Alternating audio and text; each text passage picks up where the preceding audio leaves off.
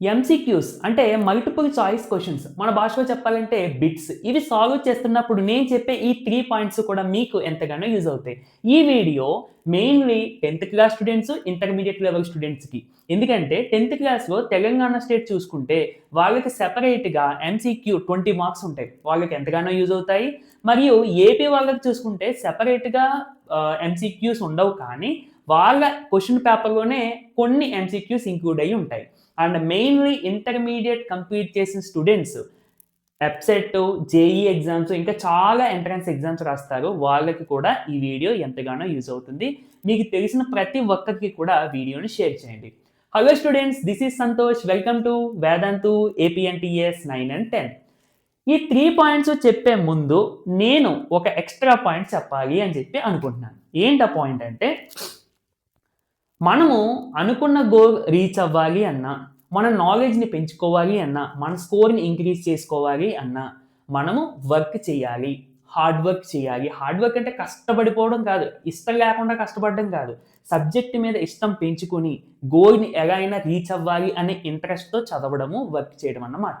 నువ్వు వర్క్ చేస్తే, సబ్జెక్ట్ పెంచుకుంటే, ఆ సబ్జెక్ట్‌కి టిప్స్, ట్రిక్స్, స్ట్రాటజీస్ ఒక పాలిష్ లాగా నీకు ఉపయోగపడతాయి. నీ దగ్గర సబ్జెక్టే లేకపోతే ఈ స్ట్రాటజీ వీడియోస్, ట్రిక్స్, టిప్స్ ఇవేమి కూడా యూజ్ అవ్వవు. ఇది గుర్తుంచుకోండి. ఇది నేను ఎందుకోసం చెప్పానో మీ అందరికీ తెలుసు. చాలామంది అనుకోవచ్చు, ఏదో అలా చదివేసుకొని tips, tricks, strategies, plans follow అయిపోతే సరిపోద్దిలే అని చెప్పి అనుకుంటారు. మీకు తెలుసు అనుకున్నా, తెలియక అనుకున్నా అది వేరు. బట్ నేను చెప్పేది మాత్రం వినండి. నీ దగ్గర సబ్జెక్ట్ ఉండి ఈ టిప్స్, ట్రిక్స్, స్ట్రాటజీస్ అప్లై చేస్తేనే మీకు ఉపయోగం ఉంటుంది. లేదంటే there is no use. Okay. నేను ఇంకా ఇంతకు మించి ఏమి చెప్పను. సరే. మనము ఫస్ట్ పాయింట్‌కి వెళ్ళిపోతున్నాను. బిట్స్ సాల్వ్ చేయడం. I mean MCQ multiple choice questions solve చేయడము, మనం టెక్స్ట్ బుక్‌లో క్వెషన్స్ సాల్వ్ చేయడము కంప్లీట్‌లీ డిఫరెంట్. టెక్స్ట్ బుక్‌లో మనం క్వెషన్స్ సాల్వ్ చేస్తున్నప్పుడు ఆఫ్‌కోర్స్ టెక్స్ట్ బుక్‌లో కూడా కష్టమైనవి ఉంటాయి. బట్ మనకి అవి కొంచెం లెంతీగా ఉంటాయి. అండ్ ఇంచుమించుగా ఒకే మోడల్‌లో ఉన్నట్టు, మనం ఇంతకు ముందు చేసినట్టు అనిపిస్తూ ఉంటాయి. బట్ ఎంసీక్యూ క్వెషన్స్ అలా ఉండవు. ఒక క్వెషన్ మనం చేసామంటే రెండో క్వెషన్ మళ్ళీ దీనికి సంబంధం లేకుండా రావచ్చు. ఓకేనా? అందుకని మనము ఒక సబ్జెక్ట్ తీసుకున్నప్పుడు లేదంటే ఒక చాప్టర్ తీసుకున్నప్పుడు దానికి సంబంధించి కాన్సెప్ట్ మరియు ఫార్ములా కూడా పూర్తిగా అవగాహన ఉండాలి. This is first step. ఇది లేకుండా మనం చేసేది ఏమి ఉండదు. ముందే చెప్తున్నాను. ఈ కాన్సెప్ట్, ఫార్ములాస్, ఈ కంటెంట్ మన దగ్గర లేకుండా వితౌట్ దిస్ పాయింట్ మనకి ఇవేమీ ఉపయోగపడవు. సరేనా? అయితే మరి ప్రతి సబ్జెక్ట్‌కి ఫార్ములాస్ ఉండవు. ఇప్పుడు సోషల్ తీసుకున్నామనుకోండి. సోషల్, బయాలజీ తీసుకుంటే ఇందులో కాన్సెప్ట్ ఎక్కువుంటుంది. ఫార్ములాస్ అసలు ఉండవు చెప్పాలి అంటే. ఎక్కడో ఇఫ్ ఇన్ కేస్ ఎక్కడన్నా ఉండొచ్చు. అది వేరే విషయం. బట్ మేజర్‌గా అయితే లేనట్టే కదా! అలాంటప్పుడు మీరు కాన్సెప్ట్ మీద ఎక్కువ ఫోకస్ చేస్తే చాలు అలాంటి సబ్జెక్ట్స్‌లో. బట్ మ్యాథమెటిక్స్, ఫిజిక్స్, కెమిస్ట్రీ చూసుకుంటే అక్కడ కాన్సెప్టు ఉంటుంది. ఫార్ములా కూడా ఉంటుంది. అక్కడ మీరు 2 నేర్చుకోవాలి. ఎందుకంటే ఎంసీక్యూ క్వెషన్‌ను కాన్సెప్చువల్‌గా అడగొచ్చు. లేదంటే కాన్సెప్ట్ మరియు ఫార్ములా అప్లై చేసి సాల్వ్ చేసే విధంగా అడగొచ్చు. ఎలా అడుగుతారనేది మనం చెప్పలేము. దట్స్ వై మీకు రెండిట్లోని స్ట్రాంగ్‌గా ఉండాలి. మొదటి విషయం. ఓకే. కాన్సెప్ట్ బాగా రావాలి. మీకు ఏ సబ్జెక్ట్‌లో ఏది అంటే మీకు ఏ ఎగ్జామ్‌కి ప్రిపేర్ అవుతున్నారో దానికి తగ్గట్టుగా మీరు ఈ పాయింట్‌ని గుర్తుంచుకోండి. ఇక రెండోది సెకండ్ పాయింట్ అప్రోచ్. అప్రోచ్ అంటే ఓకే. కాన్సెప్ట్ నేర్చుకున్నాము, ఫార్ములాస్ నేర్చుకున్నాము అంతా బానే ఉంది. క్వెషన్‌ని సాల్వ్ చేసే విధానం గురించి మనం మాట్లాడుకుందాం. ఇప్పుడు మొదటగా ఒక క్వెషన్ సాల్వ్ చేస్తున్నప్పుడు మీరు ఆ క్వెషన్‌ని పర్ఫెక్ట్‌గా చదవాలి మొదట. క్వెషన్‌లో ఇచ్చిన ఇన్ఫర్మేషన్ ఏంటి? క్వెషన్‌లో అడిగిందేంటి? ఇచ్చిన ఇన్ఫర్మేషను లేదా క్లూ మనం కనిపెట్టాల్సింది ఏంటి అనేది ఫస్ట్ అవగాహన ఉండాలి. ఓకే. అది కంప్లీట్ అయిన తర్వాత ఆ క్వెషన్‌కి సంబంధించి మన దగ్గర కాన్సెప్ట్ గాని, ఫార్ములా గాని ఏవైనా ఉందా? అనేది ఒక్కసారి మీరు బ్రెయిన్‌లో రివైజ్ చేసుకోవాలి. ఉంటే గుడ్. ఆ ఫార్ములా లేదా ఆ కాన్సెప్ట్ అప్లై చేసి ఆ క్వెషన్ సాల్వ్ చేస్తూ ముందుకు వెళ్ళు. ఇఫ్ ఇన్ కేస్ లేదు అసలు మీకు క్లిక్ అవ్వట్లేదు ఆ కాన్సెప్ట్ బ్రెయిన్‌లో లేదా ఫార్ములా గుర్తు రావట్లేదు అంటే, ఆ క్వెషన్ దగ్గర కూర్చొని బాధపడకుండా, టైమ్ వేస్ట్ చేసుకోకుండా అది అలా ఉంచి నెక్స్ట్ క్వెషన్‌కి వెళ్ళిపో. అది నీకు టైము మేనేజ్‌మెంట్‌కి చాలా ఉపయోగపడుతది. అంటే మనకి ఎంసీక్యూస్ చేస్తున్నప్పుడు ఎక్కువ టైం పెట్టేయడానికి కుదరదు. చాలా తక్కువ టైంలో ఫాస్ట్‌గా చేయాలి. అందుకని నేను మొదటి పాయింట్‌లో స్ట్రాంగ్‌గా ఉండాలని చెప్పాను. ఇందులో స్ట్రాంగ్ ఉంటే ఆటోమేటిక్‌గా మనం కొంచెం ఫాస్ట్‌గా వెళ్తాం. ఇందులోనే వీక్గా ఉంటే మనం చేసేది ఏమి ఉండదు. ఓకేనా? అది నాన్న.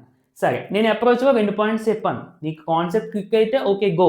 లేదు క్లిక్ అవ్వకపోతే మాత్రం అప్పుడు కూడా నెక్స్ట్ దానికి అది అలా వదిలేసి నెక్స్ట్ దానికి వెళ్ళిపో. అది బెస్ట్.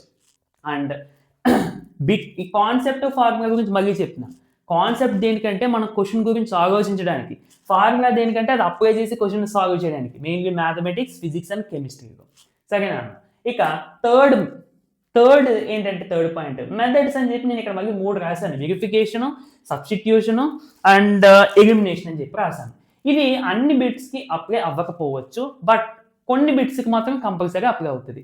ఇదేంటంటే మొదట వెరిఫికేషన్ గురించి మాట్లాడుకుంటే కొన్ని ఎంసీక్యూస్ ఆప్షన్స్‌లో మనకు ఆన్సర్స్ ఉంటాయి కదా! ఈ ఆన్సర్స్ బట్టి వెరిఫై చేసుకుంటూ సాల్వ్ చేసే క్వెషన్స్ ఉంటాయి. ఓకే. నేను ఎగ్జాంపుల్‌గా ఒక క్వెషన్ తీసుకొని మీకు చెప్తాను, కంగారు పడొద్దు. అలాగే సబ్స్టిట్యూషన్ అంటే ఏంటంటే క్వెషన్‌లో కండిషన్ మనకి ఇచ్చేస్తారు. ఆ కండిషన్‌లో మనం కొన్ని వాల్యూస్ అంటే మ్యాథమెటికల్‌గా చెప్పాలి అంటే చిన్న వాల్యూస్ 0, 1, -1 ఇలాంటి చిన్న వాల్యూస్ సబ్స్టిట్యూట్ చేయడం ద్వారాగా మనకు ఆన్సర్ తెలిసేటువంటి అవకాశం ఎక్కువగా ఉంటుంది. దీనికి సంబంధించి కూడా నేను మీకు ఒక క్వెషన్ చూపిస్తాను. అలాగే థర్డ్ ఎలిమినేషన్. ఎలిమినేషన్ అంటే ఒక్కొక్కసారి మనం క్వెషన్ చదివిన వెంటనే ఆప్షన్స్ చూసినప్పుడు ఈ ఆప్షన్ కాదు అని చెప్పి మనకు ఫుల్ క్లారిటీ వచ్చేస్తది. అది కూడా మీరు చూసుకుంటూ ఉండాలి. అంటే ప్రతి సమ్‌ని సాల్వ్ చేసేయకుండా ఈ 3 మెథడ్స్ ఏమన్నా అప్లికేబుల్ అవుతే అప్లై చేయాలి. దీనివల్ల మీకు టైం కలిసొస్తది. అండ్ ఒకవేళ ఇది క్వెషన్ హార్డ్‌గా ఉన్నా గానీ ఈ 3 మెథడ్స్‌లో ఏదైనా మెథడ్ అప్లై చేస్తే అది ఈజీగా మారే అవకాశం కూడా ఉంటుంది. ఓకే. ఇప్పుడు వీటికి సంబంధించి నేను ఒక 3 క్వెషన్స్ ఒక్కొక్క దానికి ఒక్కొక్క క్వెషన్ నేను మీకు చేసి చూపిస్తాను. మనం చెప్పుకున్న థర్డ్ పాయింట్‌లో మళ్ళీ 3 మెథడ్స్ చెప్పుకున్నాం. Verification, substitution, elimination.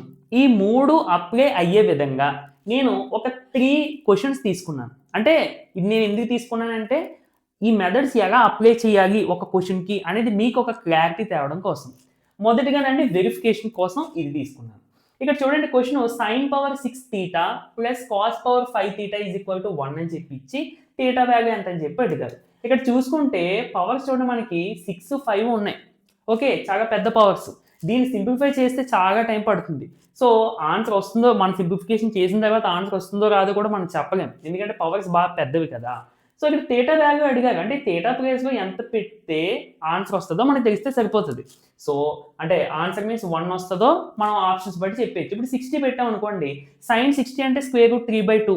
ఇక్కడేమో cos 60 అంటే 1/2. సో, 1 వచ్చే ఛాన్స్ లేదు. ఇంకా ఎక్కువ వచ్చేస్తది. ఇక్కడ పోనీ 30 పెడితే 30 పెట్టినా గానీ మనకు ఆన్సర్ రాదు. అలాగే 45 పెట్టినా గానీ ఛాన్స్ లేదు. ఇక 0 పెట్టామనుకోండి చూడండి. sin 0 అంటే 0 పవర్ 6. 0 పవర్ 6 అంటే 0. సో, cos 0 అంటే 1 పవర్ 5. 1 పవర్ 5 అంటే 1. సరిపోతుందా? అంటే ఆన్సర్ ఏమవుతుందండి మనకి 0. అలా వెరిఫై చేసుకోవాలన్నమాట ఆప్షన్స్. అండ్ ఈ వెరిఫికేషన్‌లోనే మరొక పాయింట్ ఏంటంటే వెరిఫై చేసేటప్పుడు ఎప్పుడైనా సరే చిన్న వాల్యూస్ నుండి పెద్ద వాల్యూకి వెరిఫై చేయండి. అంటే యాక్చువల్‌గా మీరు ఆప్షన్స్‌లో మొదటగా వెరిఫై చేయాల్సింది 0 డిగ్రీస్, తర్వాత 30, తర్వాత 45, తర్వాత 60 అలా వెరిఫై చేయండి. ఓకే. నెక్స్ట్ సెకండ్ క్వెషన్ చూడండి. nth టర్మ్ ఆఫ్ ఏపీ అని చెప్పి నేను ఒక ప్రోగ్రెషన్ తీసుకున్నాను. ఇక్కడ యాక్చువల్‌గా nth టర్మ్ ఫార్ములా ఏంటంటే మనకి an = a + n - 1 times d అని చెప్పి ఉంటుంది. ఆఫ్‌కోర్స్ మనం ఈ ఫార్ములా అప్లై చేస్తే డైరెక్ట్‌గా ఆన్సర్ వచ్చేస్తది. బట్ ఇలా కాకుండా మనము రెండో మెథడ్ ఏం చెప్పుకున్నామో సబ్స్టిట్యూషన్. ఇప్పుడు చూడండి ఇక్కడ nth టర్మ్ అంటే జనరల్ టర్మ్ అండి. అంటే ఈ ఏపీలో ఉన్న ప్రతి టర్మ్ చూడడానికి ఎలా ఉంటుంది అనేది మనకి క్వెషన్. ఇప్పుడు n = 1 పెట్టామనుకోండి ఈ nth టర్మ్స్‌లో మనకి ఫస్ట్ టర్మ్ వచ్చేయాలి. n = 2 పెట్టామనుకోండి ఈ ఆప్షన్స్‌లో మనకి సెకండ్ టర్మ్ వచ్చేయాలి. ఫస్ట్ చిన్న వాల్యూ పెడదాం. n = 1 పెడితే సో 2 × 1 2 - 1 ఎంతంటే 2 - 1 అంటే 1 వస్తుంది. కానీ మనకి ఫస్ట్ టర్మ్ 2 కాబట్టి ఫస్ట్ ఆప్షన్ కాదు. అండ్ సెకండ్ ఆప్షన్ చూసుకుంటే n ప్లేస్‌లో 1 పెడదాం. 3 × 1 = 3 + 1 4. మొదటి టర్మ్ మనకి 2 రావాలి. సో ఇది 4 వస్తుంది కాబట్టి ఇది కూడా కాదు. అలాగా 3n - 1 n ప్లేస్‌లో 1 పెడదాం. 3 × 1 3 - 1 2 సరిపోతుంది చూసారా? So this is the correct option. ఇది మాట సబ్స్టిట్యూషన్ అంటే. ఓకే. అంటే చూసారా నేను n ప్లేస్‌లో వాల్యూ సబ్స్టిట్యూట్ అందులో n ప్లేస్‌లో తీసుకున్నాను. దట్స్ వై ఇది సబ్స్టిట్యూషన్ అనే మెథడ్ యూజ్ చేసి మనం కొంచెం సింపుల్‌గా సాల్వ్ చేయాలి. ఓకే. థర్డ్ క్వెషన్‌కి వెళ్ళిపోతే volume of cone having radius 14 centimetres 14 కాదు కానీ ఇంకా చిన్నది తీసుకుందాము. 7 తీసుకుందాం. 7 centimetres and height 6 centimetres. Okay. యాక్చువల్‌గా అది 7 నేను 14 అని వేశాను. ఓకే. ఎనీవే ఇది మనము ఆప్షన్స్ ఎలిమినేట్ చేస్తూ ముందుకు వెళ్దాం. చూడండి జాగ్రత్తగా. మొదటిగానండి మనకి వాల్యూమ్ అడిగారు. వాల్యూమ్ యొక్క యూనిట్స్ ఏంటి? Cubic units. స్క్వేర్ యూనిట్స్ కాదు. అంటే సెంటీమీటర్ క్యూబ్, మీటర్ క్యూబ్ అలా అన్నమాట. కానీ ఇక్కడ ఫస్ట్ ఆప్షన్ చూడండి సెంటీమీటర్ స్క్వేర్ అని చెప్పి ఇచ్చారు. అంటే అసలు మొదటి ఆప్షన్ ఆన్సర్ అయ్యే ఛాన్సే లేదు. సో దాన్ని ఎలిమినేట్ చేసేద్దాం. నెక్స్ట్ ఇక ఈ 3 ఆప్షన్స్ కూడా సెంటీమీటర్ క్యూబ్ అని చెప్పే ఉన్నాయి. ఓకే. సో దానికోసం మనం ఫార్ములా అప్లై చేసి కొంచెం ముందుకు వెళ్దాం. ఏంటంటే మనకి formula volume of the cone 1/3 pi R square H కదా. That equal to 1/3 into pi అలాగే ఉంచుదాము. ఎందుకంటే పైకి సంబంధించి కూడా మనకు ఆన్సర్ ఉంది. సో మేబీ అదే అవ్వచ్చేమో ఆన్సర్. కాబట్టి పైన అలా ఉంచుదాం. So pi into r square. R అంటే ఎంత మనకి 7. So 7 into height 6. సో ఇది 3 టేబుల్గా 2 టైమ్స్ క్యాన్సిల్. ఇక్కడ చూడండి 7 7s 49. 49 ఇంటూ 2 98 వస్తుంది. 98 పై వస్తుంది. కానీ మనకు ఆప్షన్లో 220 వరకు ఇచ్చేస్తారు. సో ఈ ఆప్షన్ కూడా కాదు. అండ్ ఇక మనకి 2 వాల్యూస్ ఉన్నాయి. ఈ 2 వాల్యూస్లో మనం ఏంటో చెప్పాలి అంటే పై వాల్యూ తీసుకోవాలి. ఎందుకంటే ఆప్షన్లో పై లేదు. దట్స్ వై దీన్ని తీసేసి మళ్ళీ తీసుకోండి. 1/3 ఇంటూ పై అంటే 22/7 ఇంటూ ఆర్ అంటే 7 ఇంటూ హెచ్. హెచ్ అంటే 6. సో ఇక్కడ చూడండి 7 7 క్యాన్సిల్. 3 టేబుల్ ఇది 2 టైమ్స్ క్యాన్సిల్. 2 7s 14 ఇంటూ 22 అంటే 14 ఇంటూ 22. ఓకే చూడండి 14 ఇంటూ 22 మీరు మల్టిప్లై కూడా చేయకూడదు. ఇంకా మీ దగ్గర ఉన్న 2. 14ని 20 టైమ్స్ ఇంటూ చేయండి. ఎంతండి 280 కదా. 14 2 టైమ్స్ ఇంటూ చేస్తే 280. ఇక 22 టైమ్స్ అంటే 280కి కొంచెం పెరుగుద్ది అంతే. కొంచెం పెరుగుద్ది. మరీ 500 వరకు వెళ్ళిపోద్ది. కాబట్టి ఈ ఆప్షన్ కూడా కాదు. So option is second option. అంటే ఏ విధంగా వెరిఫై కాదు. ఏ విధంగా ఎలిమినేట్ చేశాను అనేది మీరు అబ్జర్వ్ చేయాలి. ఓకే.